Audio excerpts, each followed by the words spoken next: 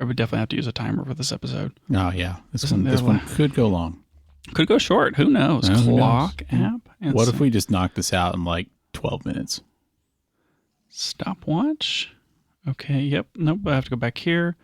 Then I have to slide out, grab the stopwatch, drag and drop. Are you stage managing right now? Dude, I'm stage managing so hard. Stop. Stage managing every day. I guess I shouldn't actually. I should start when we actually start. So I'm just going to go stop, reset. Okay. Whew. All right. Wearing boots today. Wearing boots. Yep. Got my boots on. Yeehaw. Daniel, I need you, since we're clearly in pre-show territory here, to describe what you see here in the center of the table. Well, it looks like a... I need you to be more favorable. No. I was going to say it looks like a beach sunrise. A little bit. Yeah. It has a tag on it that says durable, responsible, innovated to last. Yeah. I think that your last version of this was not innovated quite as well to last. Would you agree with that? I think that because I think the last one that I had was one of the made in Vietnam ones. I don't know, which is I don't know. I feel like the mass produced ones that were older or maybe just not quite as, I don't know. Well, maybe I'm just making that up. I mean, the material is definitely not as durable because your new one's canvas and the old one is just, is that kind of just like some kind of fabric? Yeah. It's, they have, this is a Timbuktu classic messenger bag. And they have different material options. I think the traditional ones are canvas. The one that I bought was not canvas. Yeah. And that has not held up. The new one is canvas? Yes, it is that Cordura recycled canvas material. I think it's the same material I have on mine. Yeah, and that should be much more durable than the last one. I know whenever I got it, like another clear difference was that it holds its form better than your old one did. And I didn't know how much of that was because it was like yours was broken in and mine wasn't, but I think the canvas may just be a little bit stiffer. I think a big part of that is also maybe the laptop sleeve and what goes in it.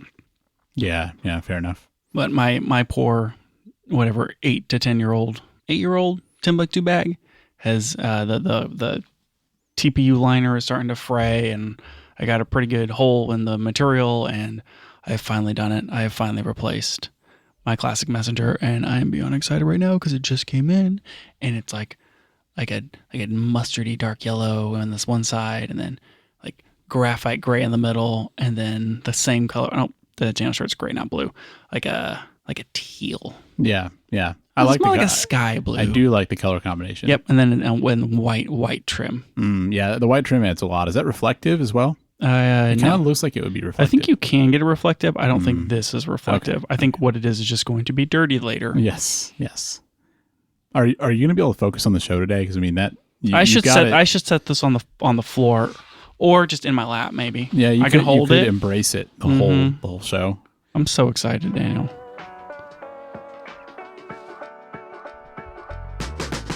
Welcome back to the Camera Gear Podcast. I'm Daniel. And I'm Lucas. And we're here today to talk about the gear, software, and techniques we use to shoot photos and video.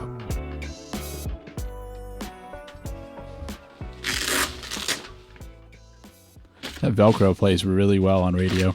Yeah. I thought it'd be louder. You want to do some Timbuktu ASMR real quick for us?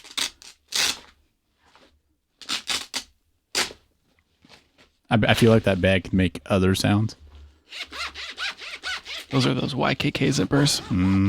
Oh yeah. You got some buckles on there too? That's true. I did have some buckles on there.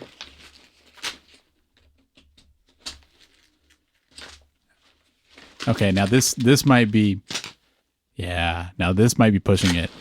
Does the sliding buckle for where you can tighten it up, does that make a noise? Well, I mean, it's new. It's actually metal now. The other one was plastic, and it's a different mechanism than the other one. Now you just it doesn't make much noise. You just slide it. It sounds smooth. It is different though. I think we'll see if I like this more. Oh man, it does. That'll be a good sound.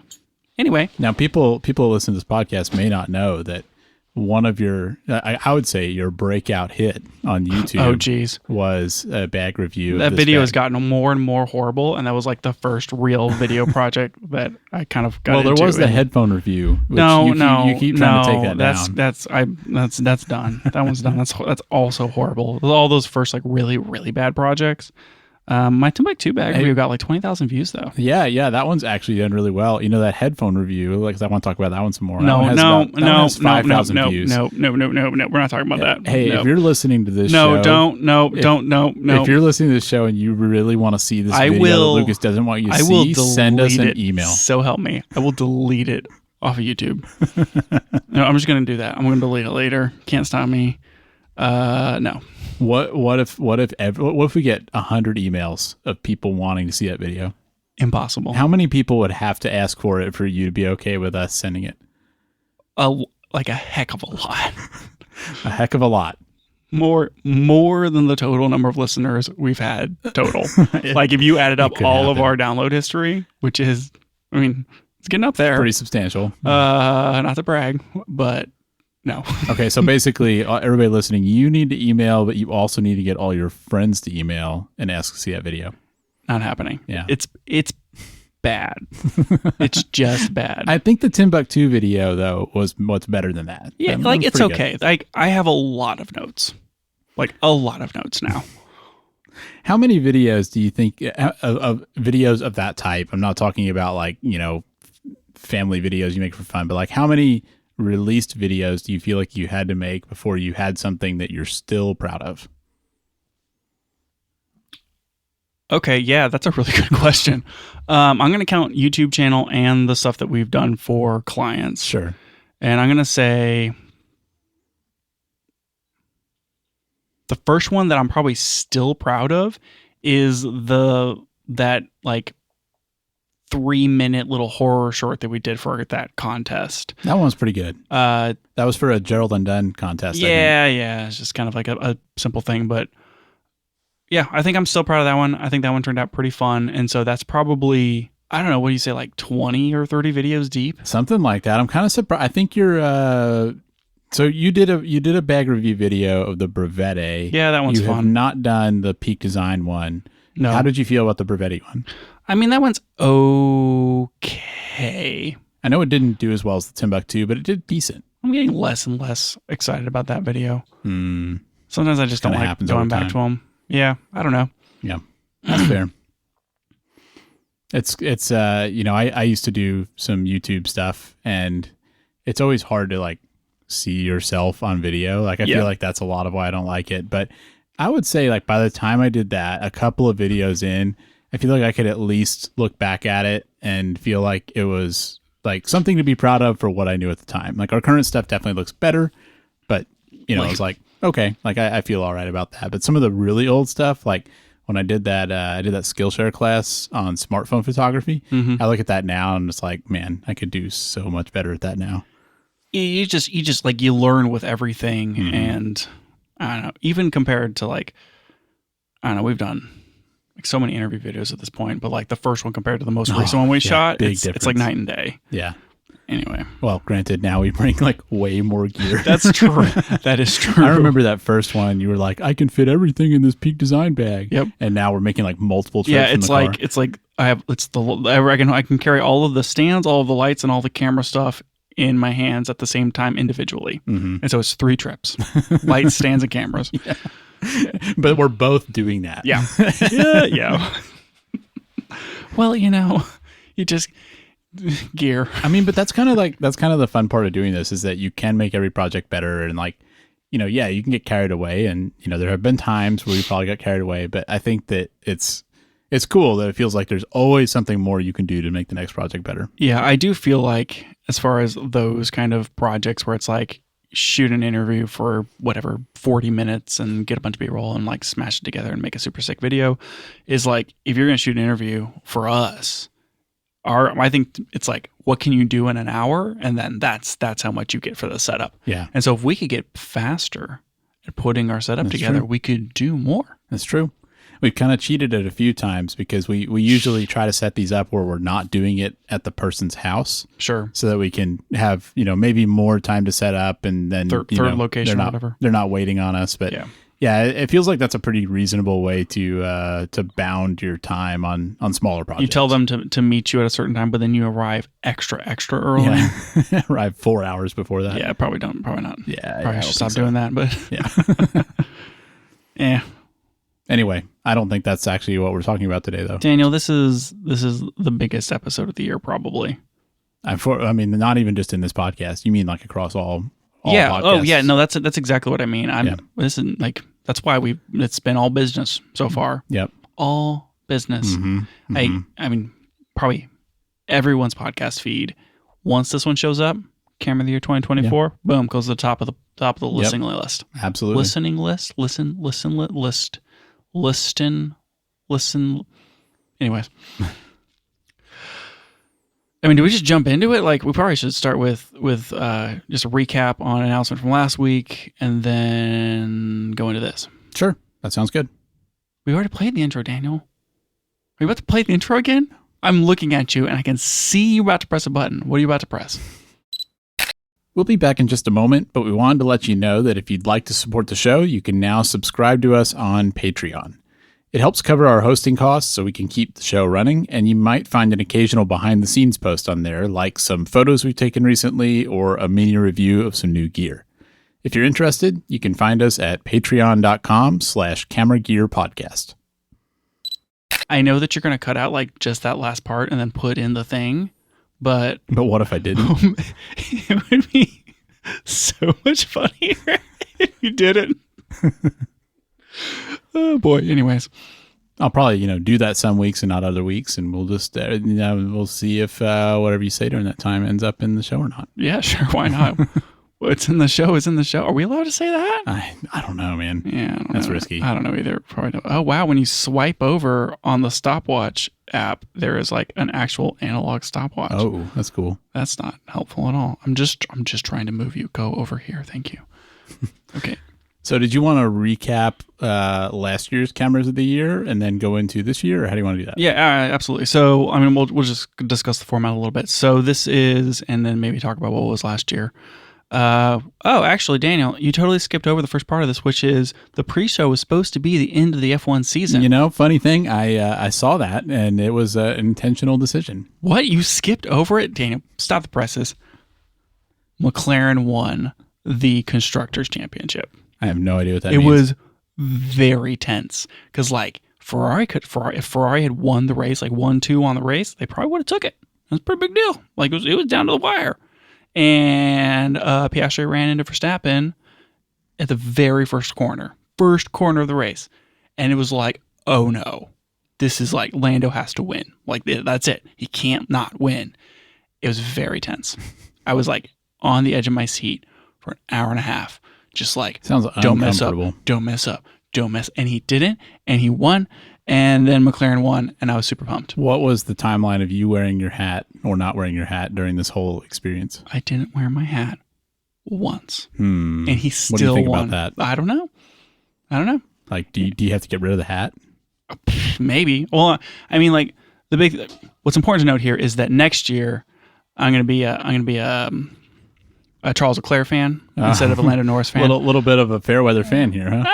Like, I don't want to really just like dig in. I feel like, equal opportunity fan base here. I see. So, every year you pick a new driver. Yeah, so this year, big McLaren, big Lando guy.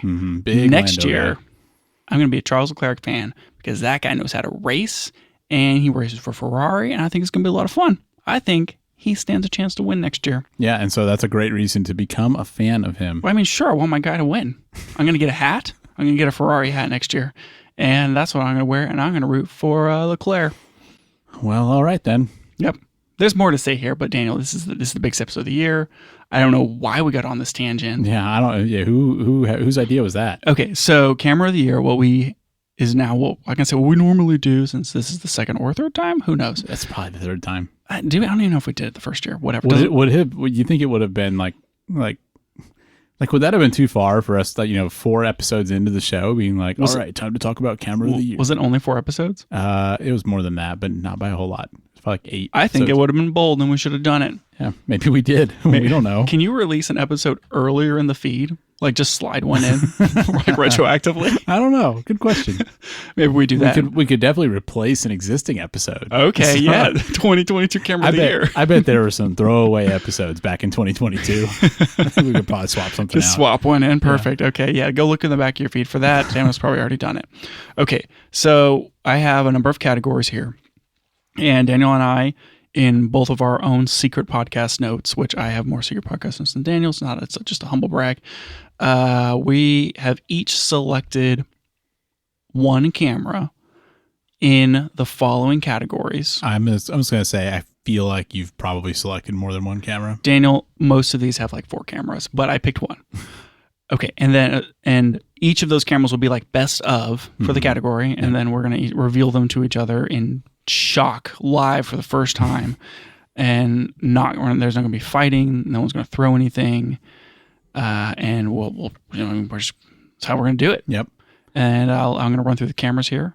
We're going to end on camera of the year, but the other categories. So that's one. The first category / last category is overall camera of the year 2024. Mm-hmm. Our other categories here are best photo camera, best fixed lens camera, which I think is a new one for this year, best film camera, which is also a new one for this year, best budget, best hybrid mirrorless for video, but like also just like hybrid mirrorless camera, like video and photo, best dedicated video camera, and then best not camera, which was a category from last year so that you could pick a drone. I think that's why that was there. Yeah. It's funny because this year I felt like that was probably the hardest category. Yeah, I didn't have a good not camera. I put a few things down, but we'll see. So those are the categories. Cool. We're going to go through them, and we're going to end on camera of the year. Has to be released in 2024. Has to be buyable in 2024. Correct. Right. So last year the the A9 III came out right before this, and the Burano. And the Burano came out in September. Neither of those are purchasable, and so they kind of actually came out in like early the following year. Yeah. So those are on the table for 2024. Now you could pick the A9 III if you wanted to. Sure could. Camera of the year, but it wasn't for last year. So that's just a quick reminder for there. Last year, Daniel chose the S5 Mark II X. No, Mark II regular for camera of the year. And I chose the Nikon Z8 as camera of the year for 2023. And then looking back, those were solid choices. Definitely. And after an elaborate discussion, Daniel seceded to me and said, actually, you're right, Lucas. The Z8 is the camera of the year. And I apologize for even suggesting something else. Don't go back and listen. I listened to it. That's exactly what happened. Okay. If you say so. So one thing I'm curious about before we get into the actual choices here is, we don't have to say like exactly an exact number, but do you think that we overlapped a lot on these or not? I think that this was really hard for me. I think we will have maybe 3 overlaps total. Okay. Which is quite a few because there's a total on here of 8 categories. So it's like almost half. What do you think, Dana? Do you think more or less than 3 overlaps? I kind of think more. I feel like, I'm sure we'll talk about this more, but it was surprisingly not a huge year for camera releases. I mean, not that there aren't any. There's definitely some choices, but it feels like certain brands, like Sony, for example, didn't really release very many cameras. And so in some of these categories, I feel like there just weren't that many choices, but maybe it'll surprise me. Maybe. I'm trying to write down the number here, 3, so I don't forget. And my Bluetooth keyboard's not working, which should have gotten a magic keyboard, I guess. Yeah, should have gotten that too. iPad accessory of the year, magic keyboard. No. I mean, it is not camera. I could put that on there. Okay, Daniel. I need to I should have reordered this list. I said that last year of like, why do I have camera year of the year first on this list? Because we're going to skip over and have to go back to the top of the notes. Whatever. I bet you're going to make the same mistake next year. Yeah, I'm going to copy paste. It's going to be a whole thing. Okay, so best photo camera. Indeed. When you reached up to your iPad like that, I thought you may have actually downloaded a soundboard app, which I've been meaning to do and teasing for the last 6 months. And I was like, oh, he did it. He finally did it. No. We're going to have a jingle and we're going to be Nope. Not happening, but yeah. Yeah, whatever. I just, sometimes I just reach out to my iPad and, change apps with a flourish. It's one of those. So who's going first here? If you would like to go first, I will cede my time. Sure. Best photo camera. I picked the Canon R5 Mark II. Wow. Yeah. I felt like, it's not Canon's most expensive or most high-end camera. But I think that in terms of photos for most people, it's probably the highest end reasonable choice. I think the R3 and the R3 was last year, I guess, and the R1 just seems way too niche. But I feel like the R5 Mark II is a really good release from them. We talked about it last week, I think, in the brand thing, because it feels like Canon made up for a lot of the shortcomings of the R5, and fixed a lot of the problems, and it seems like a really solid camera. And I still feel like if what you want to do is photos, it's really hard to go wrong with like any of the three big brands. But I don't know. I feel like Canon has good designs and their Pro gear is really like solidly built and just seems like a good choice. So for what reason not the A9 III? So the reason I didn't pick that is because the A9 III is lower megapixels. And so high megapixel makes best photo camera? I thought so. Because when I think about like I'm taking photos and that's my primary focus, it feels like I might want to print something big. Maybe I just want like super sharp images, and it feels like higher megapixels is probably better for that. I also feel like the A9 III, with the global sensor is a little bit noisier than other options. And I feel like the global sensor really is more of a video benefit than a photo benefit, or like a sport action benefit. Yeah, more niche on the photo side for sure. So that's why I didn't pick A9 III. So like for the A9 III and the R1, maybe out of a matter of they are optimized for a certain type of photography, and you were picking more of a generalist. Exactly. Yeah. Where if you needed to do portraits or something where you needed to crop those as two separate items, you might consider a high megapixel as something more desirable. Yeah. Yeah, exactly. Okay, all right. But you didn't pick the highest megapixel full frame camera. No, why would I do that? I don't know. Why not the GFX 100S Mark II? I don't know. I still feel like medium format is more niche. Like I think most people are on full frame, and I guess with a lot of these categories, I'm trying to think about like what is the best for like your average person. Maybe not like I don't think you're like an average hobbyist is buying an R5 Mark II, but I still feel like medium format is kind of niche and maybe too niche for what I wanted to think about on something that's like best all around photo camera. I do think that despite the GFX 100S2 being nearly the same price as the R5 Mark II, you are still getting a trade-off. Whereas like the GFX 100S Mark II, probably better image quality, higher megapixel off of that medium format sensor, but probably going to have a little bit of a worse autofocus. Your lens is going to be larger and heavier. It's not going to have the same level of like speed off the sensor, the same video features.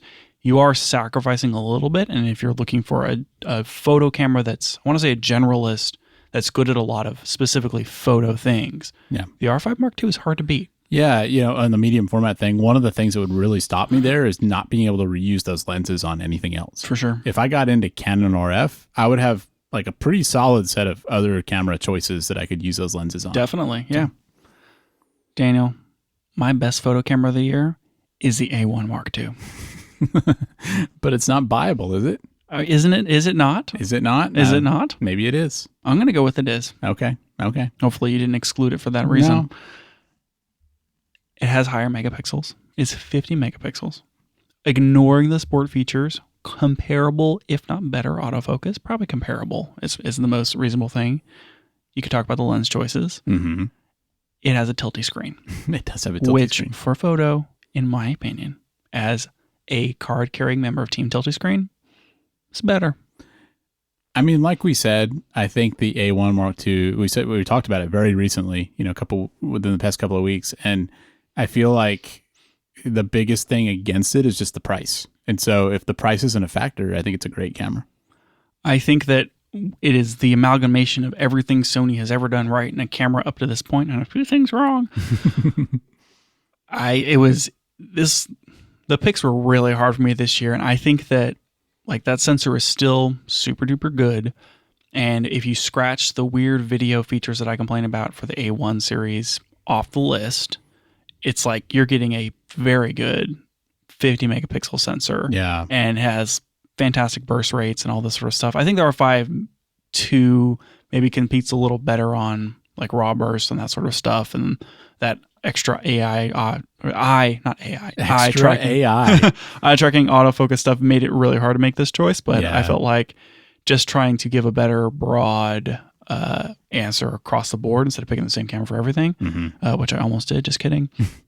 For me, it's the A1 Mark II. Yeah, I mean, it's hard to argue with that choice, and it's funny that the two that we picked are, Sony and Canon's, big like general purpose flagship cameras. Like, it kind of makes sense. Yeah, and I did list every other camera we talked about on my what I'm trying to pick from. Like, I narrowed it down, and I was like, A1 Mark II, I guess. Okay, I guess I will go next. Sure. Which is the best fixed lens camera. I think I know what you picked, but I want to hear it. This was really hard for me. I wanted to pick the Q343. That was actually my guess that I thought you picked. Because it is just so good. However, I did pick the X100VI due to the level of anticipation leading up to it. Yeah. I think that it was an extremely successful release. And I think for the general consumer, it is much more, if you can get one, a more palatable purchase. Oh, absolutely. And a more useful... Yeah, maybe not necessarily useful. I think it's a more reasonable camera for most people. And so when I think about it, if the advantage of a fixed lens camera is it's like, this is the camera that I can always have with me, whether I'm just, going out to run some errands or going on a trip or whatever. And I mean, the X100VI is not cheap by any means, but compared to the Q343, it's, like a fifth of the price. Yeah, it's a lot cheaper. It's a fourth of the price, maybe. What was like 1,800 versus 6,500? Yeah. So I guess it's about a fourth of the price. Like, I'm gonna want the cheaper camera. Like, I'm not gonna want to be carrying a Leica Q3 around, in some foreign country or whatever. And so I think it's just way more approachable. Yeah, that makes sense. And it probably gives you 80% of 80 to 90% of the quality in terms of like image quality. So. Yep. Well, what was your pick, Daniel? Same camera. Yeah. So I picked the same thing. Also picked the X100VI. Did you have any outstanding reasons beyond what we've already discussed? Pretty much just that. Yeah. I thought you were going to pick the Leica, but for me, Leica still feels kind of niche just in that it's so expensive. And I think that that's a detractor for it. I mean, if I had unlimited money, sure, I would own one, but I think value-wise, the X100VI is just so much higher on that. Yeah, and I think there's more options out here beyond these. I mean, things that I also consider to throw on this list were like the Deluxe 8 came out this year, and I mean, you could probably say that the Rollei 35 and the Pentax 17 would fall on this list because they are technically fixed lens cameras. Yeah, they are. I didn't consider them for this category because they're too niche. There was also the Ricoh GR3 HDF. Yep, there was that one, which that's a really cool camera. I just think it's a little old, and the addition of the HDF, while cool, is like we would probably rather just get a GR4 at this point. Yeah. Or if I was buying a GR3, I'd want the one with the ND. Yeah, for sure. That's a hard decision in itself. Cool that it came out. I do think that X100V, I mean, it's 40 megapixels and they get all the film simulations and stuff. And I think it's maybe just generally a better buy. And then I think there was one more that I was going to add to the list here. Oh, the Pixie Max came out, that full frame Pixie camera. And so I thought that one was maybe also just kind of a little too French. Yeah, that we don't know anything about that to know if it's good. Yeah, not really. It hasn't kind of hit mass market in that way. It's still mostly pre-order, actually. So, all right, I guess we are in agreement on one so far. Yep. Okay, I think this next category you have to go first. All right, that means you get two in a row. I should have figured this out and built this around the film camera. How could you not go first on this category? Okay, so best film camera. Remind me, did the Instax Wide come out this year? I think it did. I'm pretty sure we talked about it this year. Yeah, so like the ones that I'm picking from here are obviously like film camera. Like how many film cameras came out in 2024? I'm saying the Instax Wide counts. There's obviously the Rollei 35.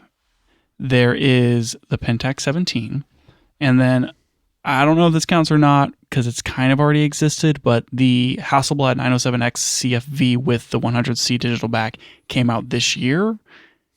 The digital back is kind of the newest part. That 907X CFV portion can take a film back and can shoot film. Did technically come out this year, sort of, so I'm allowing it. And that's medium format. And I think medium format film is going to be the highest quality. And so I was like, maybe I should pick the Hasselblad as the best film camera this year because it is going to be literally the best for image quality. Yeah. Plus, you can slap the Hasselblad lenses on it, which all can be pretty good. Mm-hmm. So I think from an image quality standpoint, the Hasselblad has it, but I'm going to give it to Pentax because you knew it was coming. I'm going to give it to Pentax for the 17, not out of image quality and not out of like, some people were kind of disappointed of like, why isn't it like fully manual and all this other stuff? I think they've released exactly what they needed to, and the fact that it is a ground up brand new film camera that's not like a rehash of old designs is awesome. And I'm super in support of it. Eventually I'm going to buy one of these things, I swear. Pentax 17 is my best film camera of the year. Yeah, I picked the same thing. It's like, how do you not pick that camera? Just the fact that they developed something new this year is, I think that deserves some credit, I guess. And I mean, because even the Rolly 35, which was kind of that's probably the closest thing in this category of being, like sort of newly developed, but that's still just an old design that they're kind of resurrecting. And I think it was bold of Pentax to make the Pentax 17. It seems like they put some really good engineering into it, and I like the idea of the half frame camera. I think that's cool. I do want to give plenty of credit to Mint on the Rolly 35 because it is more new camera than it is not. Mm-hmm. And it's very cool what they did in releasing it, but I'm more wanting to recognize Pentax here because they are maybe more of like a big camera brand that makes new cameras than Mint is more of like typically refurbishing cameras, and this Rolly 35 was like their foray into some new like form factor and what have you. And so I think that's super cool, and I think that's a really neat camera, but I still mostly, because of the ground up nature of it, want this one to go to Pentax. Yeah.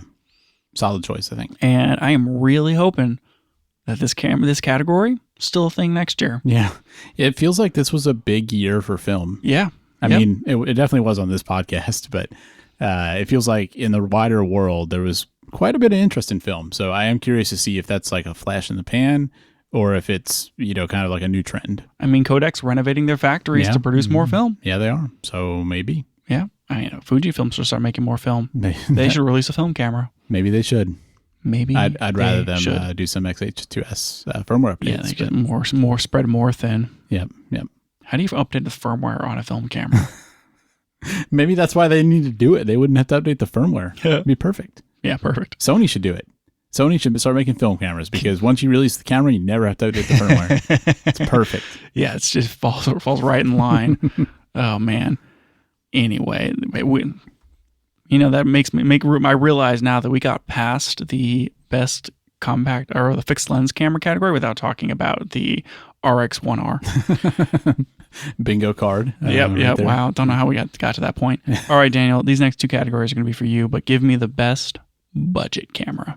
So this is one that I thought was a little hard this year just because there weren't that many cheap cameras that we really talked about. And I think I asked you, what is budget? I ended up whatever you want it to be, Daniel. It's like EOS R1 Mark II because it's way cheaper than an Arri Alexa 265, which doesn't count because I don't think you can get it. I don't think you'll ever be able to buy one of those. True. It feels like budget has changed so much over the past few years. It seems like camera prices in general have gone way up. And so it feels weird to pick a camera that's almost $1,000, but I went with the Fuji XM5. Okay. All right. And I felt like it counts as budget because, especially in the context of Fuji's cameras, I think it's now their cheapest camera that you can actually buy, at least interchangeable lens.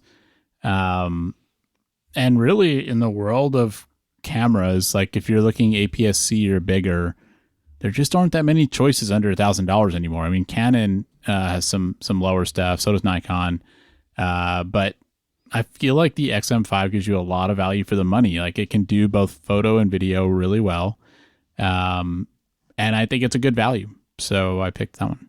Yeah, I think that you can probably still buy some like older Fuji stuff, like maybe an XS10 or an XT30 or something, that are less than $1,000. But as far as something that has like the X-Trans 5 system in it, they're in their newest category of cameras, something that's more that has been released in the last 3 years.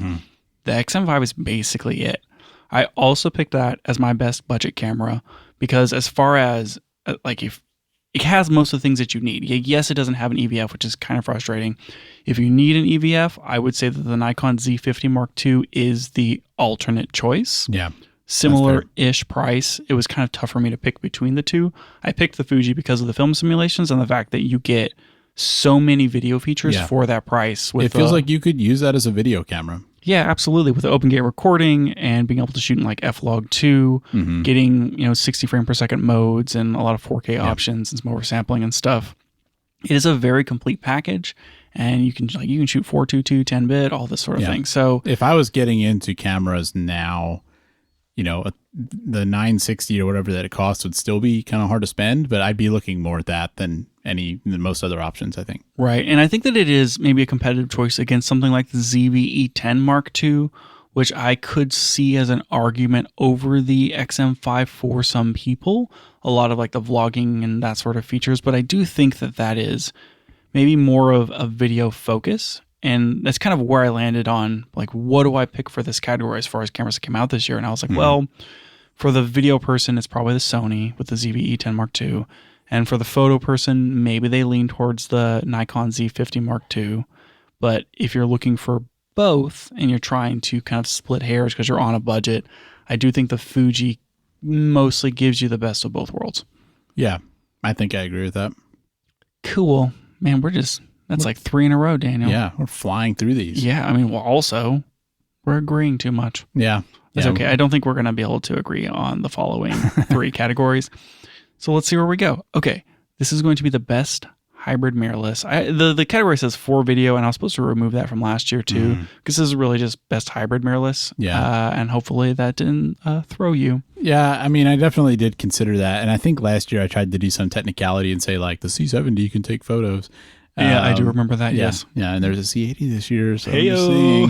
Got that grab button. I think there are 2 cameras that came to mind for me that both would make a lot of sense for this category. Before you say it, if it's the GFX Eterna, that isn't out yet. You can't pick that one. I know. No, that would be a dedicated video camera. Daniel is now changing his answers. I can see him furiously typing over here. Man, I honestly have a hard time picking between these 2 choices. I think I'm going to have to go with the A9 III for this. Okay, A9 III, huh? Best hybrid camera. I mean, we kind of talked about it a little bit earlier, but I do feel like for video stuff, the global shutter is a pretty cool feature. Very cool. I think that, hopefully we'll see more cameras doing that in the future, which I think is great. I'd love to see that. And I think there are some advantages for doing photo stuff. We talked about it in the best photo camera, but if you're doing action, sports, that kind of thing, global sensor is a big advantage. So it's kind of, I think it can serve that role well. But mostly, honestly, I'm picking it because it's neat to see that new technology, coming down to regular mirrorless cameras. And it's an expensive camera, but I think it gives you a lot of value. I can agree across the board with all those things. I do think that's a very good pick. I often forget like all the cool things you get for video out of that global sensor. And I just think of it as like, oh, this is a fast action type camera. It's the equivalent of an R1. But can't you shoot like 4K 120 off of that camera? I think so. And shoot like a bunch of oversampled modes. And I mean, yeah, anytime you can read out the sensor faster, like probably your autofocus performance is going to be better. It gives you the ability on some cameras, I don't think on the A9 III, but like on the GH7, for example, you can get those high dynamic range modes where it reads out twice. And, so it opens up a lot of cool options for future stuff. I wish we were seeing more camera companies experiment with that on the full frame side. I mean, it seems like, yeah, they're taking advantage of it where they can, but like you mentioned, the GH7 with its DR boost mode, and then the XH2S with its 14-bit readout under 30 frames per second. Yeah. Both of those are pretty cool features. I personally like love the additional like color performance and stuff that you get out of the XH2S because of that 14-bit readout. You can actually tell. Yeah, you can tell. And like the GH7 is competitive with like APS-C or better cameras as far as dynamic range. Like a bad dynamic range full frame compared to a GH7 might be equivalent-ish. Yeah. And like they're doing things with these stack sensors and with these fast reading sensors that you couldn't do before. And it would be cool to see the full frame kind of do that thing. I'm surprised that like the A9 III doesn't actually do more with it. Yeah. I mean, that's kind of why I'm almost excited about it, because of, what it shows about that technology being available. And once some of the other manufacturers get a hold of it and start being able to make cameras with it, I think we might see some more interesting things. Didn't the A9 III do some sort of like shot compositing? It sounds a little familiar. I mean, all these cameras can do like the pixel shift thing, but you probably mean something else. Yeah, where it could like take a bunch of pictures and then merge them together. I think you had to like do it in post or whatever, but it was like, I think the feature was actually called, I don't know, like multi-capture or composite or whatever. Probably something to look back on. I think it's been a long time since we talked about the A9 III, and it's easy to forget just how cool that camera was. Maybe for me, maybe not for some people. Yeah. They just think about it all the time. Yeah, like, just constantly thinking about it. So cool. Yeah, dwelling on it. Yeah, it's just like me and my Timbuktu bag. Look at it, Daniel. It's just like blue and yellow and gray. Just hanging out over there. Looks so good. What did you pick for this category? All right. This one was hard. Pretty hard. I mean, this is like up there with Camera of the Year hard. Tell me why you think it was hard. I think there was a lot of options, and I also think there wasn't enough options. I felt more of the latter. I felt like if you were to ask me what right now is the best hybrid mirrorless camera you can buy, You would say the A9 III. Maybe I would have, but there were a lot of other cameras I would have considered that didn't come out this year. Like, I still think the XH2S is really good for video. Yeah. Like in some ways, there still is not a lot of competition for that. And it's, 3 years old now? Yeah, it'll be 3 years in May. Yep. Yeah. So, yeah, I felt like there weren't enough choices. But, yeah, there are a couple of interesting ones. Yeah, here. for me last year, this was an easy pick with the S5 Mark II. Yeah. And this year, maybe not so much. I considered the R5 Mark II quite heavily. Sure. I mean, it's got like the C-Log 2 and it's got pretty good video features. The 4K 60 is skipped, not oversampled. And I just feel a lot of heartburn about non-oversampled 4K 60. It looks so good when it's oversampled. Yeah, it just looks better. Like give me the oversample, not the bin. I get that doing that on an AK sensor, even with a stack sensor, is just super duper hard. Yeah. And that you typically don't get oversampling unless you're either cropping in, which is what the A1 does, or you are starting with a 6K sensor. Yeah. So it doesn't have open. Did I mention that it doesn't have open gate? Over the 8K it's got 8K, so I was like, maybe like that's the reason to go this route. Like you just shoot an 8K and then you do like 8K C-Log 2 and then downsample it yourself. That would look pretty good. But like, I don't know, there may be some too many caveats. I think that I sure feel like you're spending a lot of time defending a camera you didn't choose. I know. Like you're afraid of like the secret Canon majority sending you emails or something. Yeah, it's just that I was seriously considering the R5 Mark II as an option because I think it's an excellent like do-it-all kind of camera. But I think that those 8K sensors are maybe not quite there for video unless it's like really a dedicated video camera like that Blackmagic 12K or whatever. Okay, so I didn't pick that. I also didn't pick the A1 Mark II for a lot of the same reasons. Like all these different crop modes, and like if you want to get the best image quality, you just have to shoot 8K and deal with it in post. I almost picked the GH7. Oh, that would have been an interesting pick. I feel like that one's way heavier on being good for video than photo, though. All of the G9 Mark II features that they brought out last year for photo, including like the quality, the sensor, and the quality images, they brought to the GH7. It's still micro four thirds, though. It is, it is very much like a video camera with the fan and the size, and like there's a lot of features that are geared towards video. It's basically a video camera. I mean, I was tempted by the GH7 Like the only reason I wasn't really seriously considering it was because Micro Four Thirds low light, like it wasn't a good fit. But Yeah. it's a good video camera. The dynamic range boost on that camera makes it viable for so many things, and the fact that going from the GH6 to the GH7, they got rid of basically all the limitations, and you essentially are always shooting a dynamic range boost. And whenever you come out of it, you're getting like sub 10 millisecond readout speeds. Yeah, it's so good. Like it's just super duper good, and like it's got all the good all the good photo specs from the A9 II. Almost picked that one super hard. And then okay, so like ultimately, the Z6 Mark III. That was my runner-up for this category. Yeah, was my pick. It doesn't have open gate, and I was kind of bummed out about that. You do get NRAW, and you do get all the oversampled 4K modes, and I think it's great for photos. I was hard pressed to pick this one because of some of those caveats: the open gate and the loss of dynamic range in photo mode. You get kind of the worst of both worlds with that partially stacked sensor. Like, yeah, you get the readout speed, but you are losing the dynamic range. And like you can shoot with a mechanical shutter, but now you're not getting like the extra speed for the readout, and you don't get the dynamic range boost of the mechanical shutter. And so it's like it's weirdly compromised in some ways, but for me, I think that getting into a 6K instead of an 8K for video is maybe better for most applications. And so like of the 26 to 30 megapixel category, I thought that this was the best hybrid that was released. Yeah. And I also feel like, compared to my pick with the A9 III, I feel like the Z6 Mark III is a much better value. Kind of what I was saying about some of the other choices is like what you get for your money there is an excellent deal. Yeah, certainly. Okay. I think you went with the last two, so I get this next one, which is really the Daniel category, and that is the best dedicated video camera. I thought there was pretty good competition in this category this year. Yeah, lots of options in this category. I was like, oh, I get to pick cinema cameras. All these cameras are too expensive. I thought that the GH7 could also go in this category. I think it could, honestly. You could.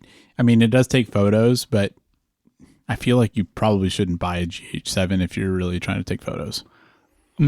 Yeah, probably. I'm not going to bore you with my list of options here. I'm going to do that after you tell me what yours is, and then I'll explain to you why you're wrong. But my pick here was the C400. I think it's a solid choice. Yep. I think that triple base ISO sensor that they came out for that and the C80 were really good additions. I like the size and the form factor. I like the price point. I think that it's a really competitive, cool option coming out of Canon, especially with the release of that 24 to 105 f2.8. Even though that's not the camera, that's a lens. I picked it over the C80 because of the CF Express Type B. Mm-hmm. I think that maybe like some of the raw codecs are to be proven out of the C400, and hopefully that's not like limiting in any way. Because I haven't played with the raw, so I don't really know. But I like what Canon's doing. I like all the internal ND and the time codes, and it feels like it has like every video feature you could want, and it's not $20,000. Yeah, and the triple base ISO is very useful. So C400 was my pick. Yeah, I think that's a great choice. That was definitely in the running for me too, for all the reasons you said. And I had a really hard time picking on this one too, because there were a couple of really good options. I ended up going with the Blackmagic 12K for this. Oh man. And the reason was basically and honestly, that one for me was pretty close to being like camera of the year too, because I feel like Blackmagic kind of entered a new space for them of getting into like cinema camera world, and by all measures, it seems like they did a good job. Like they came in at a good price point. The sensor seems to perform well. They pretty much delivered on everything that they promised for that camera. Yeah, and it seems like it has some really cool features. And I think it's just classic Blackmagic where they give you a lot of value for your money, and it's not perfect for everything, but I think they're getting better. Like I think that they're delivering more value, and maybe like the most important thing is that I think regardless of the value, like it's not worth using unless it's good. And it seems like this one is maybe more competitive against other cinema camera options than some of their past stuff has been, if that makes sense. And is it not L mount? I think they do. Yeah, I think that's one of the choices. Yeah, you would pick an L mount camera. You mentioned it. Yeah, I didn't even think about that. Classic Daniel. Good point. Yeah. I think that before this episode releases, the one before it is our camera company review. Yeah, the and brand review. were like, we can't talk about Alexa because they didn't do anything. And then like the next day after we recorded it, they announced the Alexa 265. Yeah, which is pretty crazy looking. The camera looks insane. Fortunately, we can't pick it, or else I would have to have done a mountain of research. Yep. Yeah. Which I'm going to be doing later regardless. Yeah, I'm and sure there's going we'll to be do a an whole episode episode on that camera. Yep. And then maybe it'll be the best video camera next year. Maybe so. Maybe it will be. Anyway, I have the Blackmagic Cinema 12K on here. I didn't put the 17K because it's not quite out yet, if I recall. Yeah. But that's going to be We also don't really cool have, we don't have a lot of information on the 17K. I also floated out the Pixis. Yeah, I think the Pixis is a reasonable choice. But I mean, if we're saying best, like, I know in a lot of these categories I went with approachable, but I don't know. It was like, if I could pick between the two, I'd pick the 12K. Yeah, like if you're on a budget, not too many of these are good options. Yeah. The Pixis is probably the best of all of them. But like, and I dedicated video cameras can get really expensive, but those features can be really helpful. With the Pixis, I still just feel like not having a compressed codec is a big shortcoming for it, because I feel like when you're making a movie, like if you're doing cinema stuff, sure, you don't care. But I feel like that camera would have sold to so many more people if you could use it in a run and gun type context. And I think not having that compressed codec is a big problem for that. Yeah, it's super funny how you picked the Blackmagic Cinema 12K, which doesn't have any compressed formats. Like you're just going to be shooting RAW. And like, yeah, they have the tighter RAW format like sizes, but it's like, that's fine. That's great. It's a $16,000 camera. But whenever you get into that, whatever, $3,000, $4,000 price point for cameras, now you're appealing to the people who are maybe like a one-man shop or a two-man shop. Absolutely. Or someone who has a faster workflow where they need to not deal with RAW, or they're more price sensitive, so they don't want to manage all of that footage size and like dealing with the storage and the backups and all this sort of thing. And it's like it's a different market in a way, and it's interesting how once you get into that lower price point, you have to start considering these features, because the people who are working within that price point of gear typically need that lighter workflow. That's exactly what it is. If the Pixis had compressed, like an H.265 codec, there's a pretty good chance I would have one. Oh yeah, certainly. And it has L mount. Yeah, and it'd be great for the type of stuff that we do. If I wouldn't be buying a Blackmagic 12K unless we were making a movie or, a TV show, doing some big project like that. And at that point, I would expect to have to do, take on, like a RAW type workflow, and it'd be, what we want anyway. So it'd be fine. Yeah. But it just feels like a little bit of a shortcoming for a camera at that price. It seems like something that Blackmagic may never do, but I guess we just have to wait and see. Yeah. I mean, I guess that's what the video assist is for. And I sometimes think, like, is it really that bad to, to have to deal with RAW files? Like, it may not be as bad as I think, but it might be great. It's still just, I would have a hard time buying a camera that I knew I was signing up to do that every time. Yeah. It's like, you just don't have an out. You kind of have to now always. Some might say that the H.265, H.264 encoding, like, engine, or however you call it, in DaVinci Resolve is not that great. I mean, we have to run multipass on all H.264 encodings in order to avoid artifacting issues for complex footage. And maybe like the fact that they just don't have good implementations of those codecs is part of the reason why they haven't rolled it out into a camera. Yeah, that's a good point. It could be.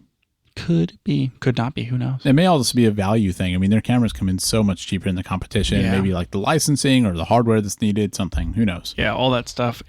Dumping RAW off of a sensor is a lot easier and gives you more features for less processing than being able to encode with some sort of like high quality video format that's very compressed. Yeah. Yep.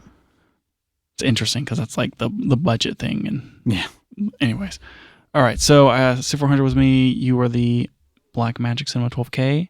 I think that is all of our camera categories except for camera of the year. Yeah, we do have best not camera. Did you have anything for that? I do have a few things for that. Did you pick the Edelkrone Tripod X because that came out this year? Really? Yeah. The one that we've been making fun of, that came out this year? Yeah, I did. It's been a long year. I did not pick that. You know what? I'm going to change it. Mine is now the Edelkrone. No, we don't have to go through this one if you don't want, but I'm just curious. Is there anything that stood out to you here? And it may come out before this episode releases, if the Osmo Pocket 4 had come out, that would be a strong contender, in my opinion, for this category. That's really interesting to me because I feel like some of the past Osmo Pockets I've thought were interesting, and you've been like, "Why would you ever want that camera?" So it's interesting to me that suddenly now you're kind of thinking. I feel the same way still. Why would you ever want that camera? But I do think that a lot of the people who just do run and gun vlog type stuff have essentially all switched to Osmo. Yeah, it does seem that way. My wife watches a lot of garden video channels on YouTube. I think what's the one that she watches all the time? It's something refuge, something rebels and rock stars and whatever. It doesn't matter. I was just hoping I could plug it. Whatever. Point is, she watches this Roots and Refuge. Nailed it. Channel. Got it. And I'm like, what kind of camera does this person use? Because like there was some episode where she was like, "Oh, this is like my gear," and he was like, "Oh, you might be interested in this." Yeah, a little bit. Go on.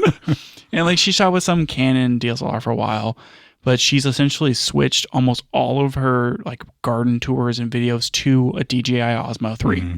And it's cool now that the newer ones like the Osmo 3 can use the DJI mic. Like that's a neat tie-in. Very cool feature. And I think like those cameras are becoming more and more prevalent. I think that for a lot of people who are just like, I just need something that has good stabilization that I can pull out and just shoot.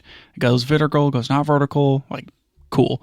There is rumor that like December 15th or something that the Osmo 4 is going to be released. Wow. Like, there's a rumor that it is going to come out this year. Okay. Which if it does, like, that's probably going to be one that I would have been like, why this should be on the list. Obviously, it's not out, so I'm not going to pick it. I picked the Canon 24-105 f2.8 because I think that good choice. That lens is kind of landmark in a way. I think that it's probably not for most people. I think it's huge. It's kind of more of like video focused, but we've talked a lot about like the 20-70 f2 for Canon, and then now the version of that from Sony that came out, and how like lenses like that are just so special can be like system moving type lenses. Yeah, I think so. And in my opinion, the 24-105 f2.8 is one of those lenses because of the features that it has. And so I think that was a kind of a standout release as far as lens innovation this year. And so I wanted to point it out. Yeah, I think that's reasonable. I was going to say the Zoom 32-bit handy recorders. Because I think those came out this year. It's not the first time we've seen 32-bit float because the Zoom F3 and F6 have been around for a while. But this felt like a pretty big year for 32-bit float. I think the Deity Theos may have released at the very end of last year or something. That has it. And the Rode Wireless Go 3 was just announced, and that also has 32-bit float. So does the XLR2 that goes on the top of the GH7. I would almost pick that as one of the reasons for like best hybrid or best video for the J7 was because of 32-bit float on board. I did not pick it. But because like I feel like those Zoom recorders, in like that $200-ish price point are such like an approachable way for people to record audio. I think having those support 32-bit float is a pretty big improvement. Like it's going to make it accessible to a lot more people, and I was glad to see that happen. Yeah, I think that on our queue, which like may kind of shuffle around, I probably should go ahead and add that, Alexa. Anyways, 2 shows from now, somewhere down the line, we're going to talk a little bit more about, like, you got me that Zoom H4 Essential. Thank you. And we had the opportunity to actually do a shoot with it and like use time code and jam everything together and all that sort of thing. And I'm really excited. Like by the time we talk about it, we'll have done some editing with the 32-bit float and kind of gotten a really good feel for like how it is to work with those files off of one of these Zoom recorders. So I am excited to talk about that in a few weeks. Same here. Yeah, that's going to be pretty cool. Yep. That's a really good option for best not camera. Mm-hmm. I thought so. I like it. So are we at the time? Hold on, let me check the actual time on the episode. I think that there's been substantial build-up. You go ahead and play the that jingle that we definitely have. Yeah, play the jingle, and then I should just end the show right here. So last time, just cut it off. Hilarious. Last time, what I proposed was that we just say it at the same time because we're doing the same thing. I don't think so. And then like you were like no, and then you went first and I went second. So in Christmas tradition, let's go ahead and just do that. So Daniel, I think you need to go first. You're gonna make me go first on this one, okay? Yeah, all right. I went first last year, so got it. All right, just gonna. I'm stretching out a little bit. I'm stretching my neck, popping my shoulder. There we go. Camera of the year 2024. What should have been the S1H Mark II? Yeah, no kidding. I'd kind of forgotten about that. Now I'm mad again. I went back and I listened. Because I listened to the last episode, and it was like, it's coming. We're going to do it. Like all 2023, 2022, we were like, S1H Mark II, S1H Mark II. Did it happen? We're like, it's definitely happening next year. Like, it's overdue already. Panasonic's definitely going to be coming out with some sort of S1 something in 2024. Mm-hmm. Still hasn't happened. Yep, Still hasn't happened. We got the SL3, which is probably going to be the same camera. Not on the list. Nothing. No, Panasonic didn't even make any of our categories this year. Yeah, well, because they didn't do anything. They did. What did they do this year? Panasonic, the S9 was cool. The S9 was cool. That would have been a contender for best fixed lens camera if it had a fixed lens. GH7 was awesome. Almost picked that. There's the DCFZ85DE. None of those sound like S1H Mark II. Okay, camera of the year 2024. R5 Mark II. It's a pretty good choice, Lucas. It's a pretty good choice. Yep. I think that Canon hit it out of the park with their new flagship cameras. I think for general purpose use, the R5 Mark II is a better choice over the R1. For specialty use, obviously you pick the R1. Mm-hmm. I think this is a great camera. I think I've said it before, it like fixes everything that was wrong with the R5. And like if you need a 45 megapixel, good color, solid, like workhorse camera, this is going to be the choice. This is like, Canon has whatever, like 30% of the market. And for your professional shooters, this is going to be the go-to camera in people's bag. And like for that reason, on top of the fact that it's just like a super duper good release, camera of the year. Yeah. I can't disagree. That's why I picked the same camera. Oh man. Finally. I picked it. Finally. I picked it because I thought if I was to sell all of my cameras and lenses now and had to buy one camera, like let's assume that the money doesn't need to line up. But if I got rid of everything I had and had to buy one camera that was released this year, what would it be? And it feels like it would be the R5 Mark II because I think it can do both photo and video well enough to suit my needs. And as much as I'd like to rag on Canon RF for being expensive and not allowing third-party lenses, I feel like they have really good lens options, and they're not actually that much more expensive than comparable lenses from the other brands. So, like, I think you have a lot to offer there, but the camera itself just seems really good. Yeah, no disagreement there, except for the fact that I wouldn't pick this camera in that scenario. But also, that's an unrealistic scenario. So, what if it didn't have to be released this year, Daniel? What would you pick? Well, if it didn't have to be released this year, I mean, that obviously opens up more options. It'd be funny if I said the XH2S again. I haven't thought that far. I don't know. Okay, I'll ask you that question later. Yeah. I do think it's an interesting question, but I'd want to think a little bit more on different. Yeah, you don't want to just like blindly say the Nikon Z8. Yeah. I mean, I know you would, but yeah. I'm going to think on it more. All right, Daniel. As far as how the R5 Mark II stacks up against your choice for camera of the year 2023. Oh, interesting. Would you say that 2024 yielded a better camera, or was 2023 more successful? I will say I was more excited about the choice in 2023.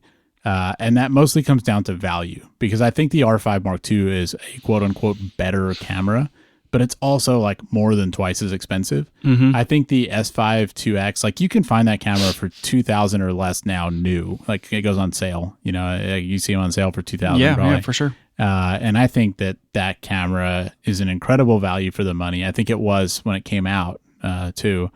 And I still think it's a really good value. And like I have a hard time not thinking about value with stuff like this, because any money you're not spending on your camera is money you can spend on lenses, lighting, whatever. And so even if you're made of money, it still seems like that's something you should be thinking about. It's like how am I allocating my total budget? And I think I like the S5 better for that.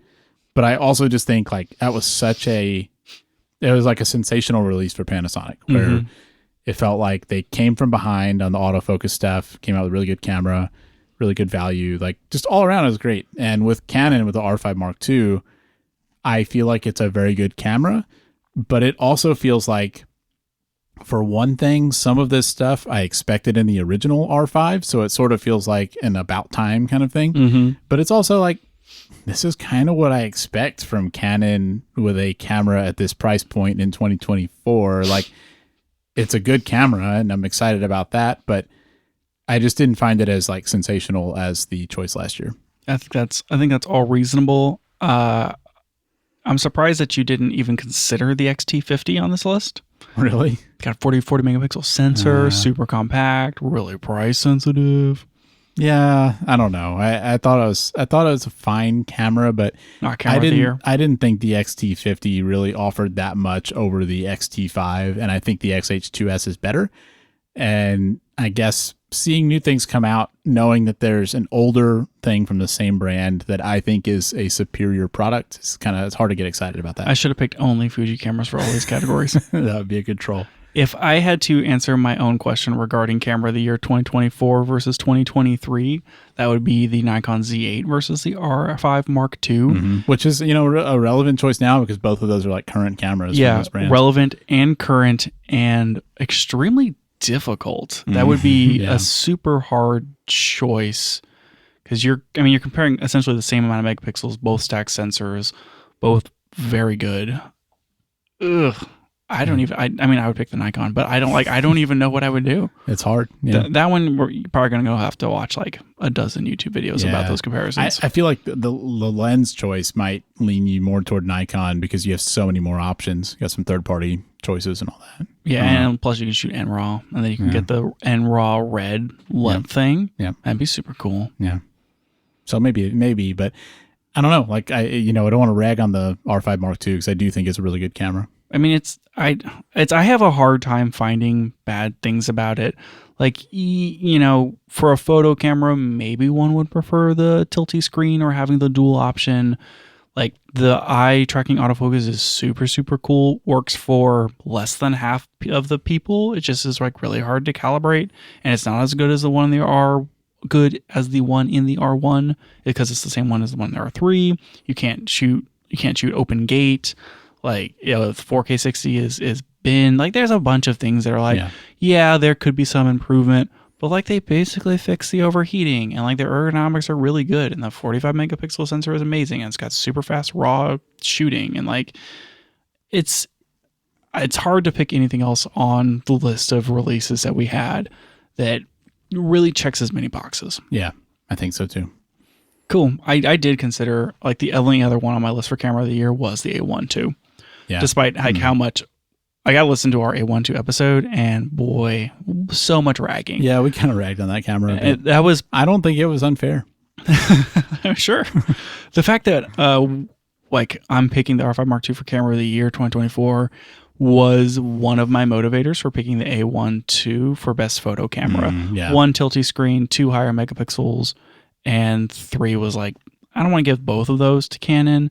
I do think that Sony deserves some credit for releasing their best camera to date. And Sony makes very good cameras, and saying that this is the best Sony camera, is pretty substantial. Yeah. So I think that was enough to make it a runner-up. Mm-hmm. But for me, R5 Mark II. Yeah. I think my second choice was actually the Blackmagic 12K, and kind of already talked about why. I think it was a exciting release for them. and deserving of credit for that. But if I'm thinking about, holistically best camera, I think the R5 II wins over that. Yeah, I think next year I'm going to pick more of a black sheep choice, and I'm not going to pick one of these dumb mainstream cameras. Yep. If Pentax releases a full frame film camera next year, Pentax 35. Pentax 35, mark my words, camera of the year 2025. That's it for the show today. Thanks for joining us, and if you liked it, tell a friend so they can check it out too. You can find out more about the show at www.cameragearpodcast.com, and you can find us on Twitter @CameraGearPod. We'll be back with more next week.